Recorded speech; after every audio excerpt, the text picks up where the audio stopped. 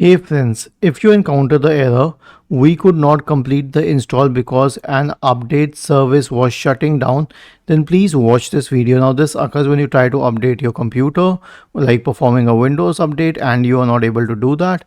Why? Because the services are not consistent. So obviously I would have told you to check the services, but I have a better solution for you. Nonetheless, first of all, let us run the Windows Update Troubleshooter. Right click on the start button, select settings from the menu. Now go to the system tab on the list on the left hand side. In the right pane, scroll down and click on troubleshoot. Select other troubleshooters and then click on the Windows Update Troubleshoot, run corresponding to it. It will start detecting problems and fix them. Now, why do I recommend the troubleshooter? Because the troubleshooter's main job is to check the consistency of the services. The next one is to reset Windows Update components. Now I have a script for you here. Here's what the script will do. First of all, it will switch off all the services. Then it will delete the contents of the software distribution and cat root 2 folders. Then it will re-register all the DLLs.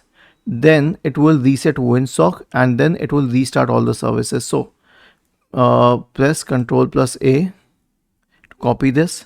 Search for command prompt in the Windows search bar. Click on run as administrator.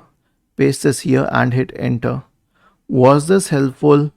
If yes, then please subscribe to the channel, and if not, then let us know in the comment section of the video on how we could help you further. Thank you for watching this video and have a nice day.